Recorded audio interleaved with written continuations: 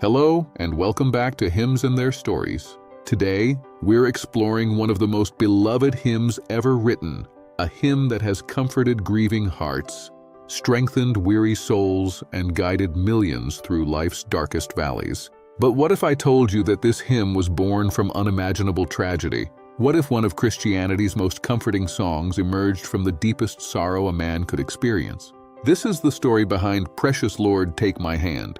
It is a story of love, loss, faith, and a man who cried out to God when everything he cherished seemed to disappear. Stay with me, because by the end of this story, you'll understand why this hymn still brings hope to people around the world nearly a century later. To understand this hymn, we first need to travel back to America in the early 20th century. It was a time of racial segregation, economic hardship, and social uncertainty. For many African Americans, life was filled with obstacles and injustice. Yet amid these struggles, music became a source of strength. The church was more than a place of worship. It was a refuge, a community, a source of hope. And from this environment emerged one of the most influential gospel musicians in history, Thomas Andrew Dorsey. Not to be confused with the famous jazz musician Tommy Dorsey, this Thomas Dorsey would later become known as the father of gospel music. But before he became famous, he experienced heartbreak beyond imagination. Thomas Andrew Dorsey was born in 1899 in the state of Georgia. His father was a Baptist preacher. Young Thomas was raised in a home where faith was the foundation. His mother was a gifted pianist. From an early age, young Thomas was surrounded by both faith and music.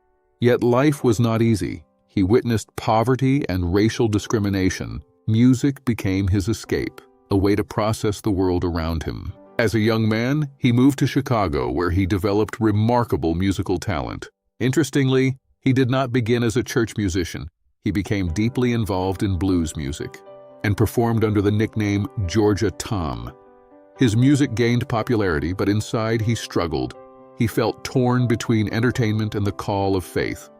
Eventually, Thomas began combining the emotional depth of blues music with the message of the gospel. This revolutionary style would later become known as gospel music. Not everyone approved. Many church leaders criticized him and his new musical style. Some believed his music sounded too worldly. But Thomas remained convinced that God could use music to reach broken hearts. Little did he know that his own heart would soon be shattered. In 1926, Thomas married Nettie Harper. She became the love of his life. Friends described their relationship as warm and devoted. After years of hard work and ministry, Thomas felt blessed. His music ministry was growing. His marriage was flourishing. And in 1932, they eagerly anticipated the birth of their first child. It seemed as though God was opening a beautiful new chapter. But tragedy was waiting just around the corner. August 1932. Thomas was scheduled to lead music at a revival meeting in St. Louis. Although his wife was close to giving birth, he traveled to fulfill his ministry commitment. During the meeting, a telegram arrived. The message was devastating. His wife Nettie had died during childbirth. Thomas was stunned, heartbroken, unable to comprehend the news. He immediately returned home to Chicago. But the sorrow did not end there. The infant son had survived only briefly. Within 2 days, the baby also passed away. In a matter of hours, Thomas lost both his beloved wife and his newborn son. The grief was overwhelming. He questioned everything. He felt abandoned, broken, empty.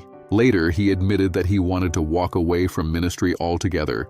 The future seemed meaningless. The music had stopped, the joy had disappeared, and the darkness felt unbearable. Many people who experience such loss become bitter. Others lose hope completely. But in the midst of his grief, Thomas turned toward God. And there, in the silence of suffering, something extraordinary happened. Several days after the funeral, Thomas sat alone at a piano. His heart was shattered.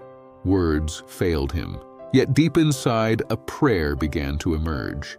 He remembered an old hymn he admired. The phrase captured exactly what he needed. Not explanations, not answers, just God's hand guiding him through the darkness. And so he began to write, "Precious Lord, take my hand, lead me on, let me stand. I am tired, I am weak, I am worn." These were not merely lyrics. They were the cry of a grieving husband, a father mourning his child, a believer struggling to keep going. Through the storm, through the night, lead me on to the light. Every word came from personal pain, but every word also pointed toward hope. Thomas wasn't pretending everything was fine. He was placing his broken heart into God's hands, and that simple act of faith produced one of the most powerful hymns ever written. The hymn quickly resonated with people. Why? Because suffering is universal. Everyone experiences loss. Everyone eventually walks through dark valleys. This hymn gave people words to express their pain. Churches began singing it. Choirs performed it. Families sang it during difficult times. Before long, Precious Lord, Take My Hand became one of the most cherished gospel hymns in America. Its message was simple. When you cannot see the way forward, ask God to take your hand. The hymn's influence extended far beyond church walls. During the Civil Rights Movement, it became an anthem. One of its greatest admirers was Martin Luther King Jr. Dr. King often requested this hymn during worship services and public gatherings. It reminded people that even in times of injustice and uncertainty, God remained present. In a remarkable historical connection, the hymn was sung at Dr. King's funeral in 1968. The song, born from one man's grief, became a source of comfort for an entire nation. Personal tragedy became collective hope. Today, nearly a century later, Precious Lord, Take My Hand continues to touch hearts around the world. It has been recorded by countless artists. It has been sung at funerals, weddings, and in personal prayer. Its enduring power comes from its honesty. Thomas Dorsey did not write from comfort. He wrote from pain, and because he did, millions have found comfort in his words.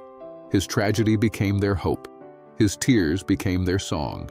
The story reminds us that God can bring beauty from brokenness. Thomas Dorsey lost those he loved most. Yet through his sorrow, he created a hymn that has guided countless others through their own darkest nights. Perhaps that's why this hymn still speaks to us today, because every one of us will face storms. Every one of us will experience moments when we are tired, weak, and worn. And in those moments, the prayer remains, Precious Lord, take my hand. Thank you for joining me. If you enjoyed this video, please subscribe to Hymns and Their Stories. Share this with someone who needs encouragement today. And until next time, may God bless you and lead you safely through every storm. See you in the next story.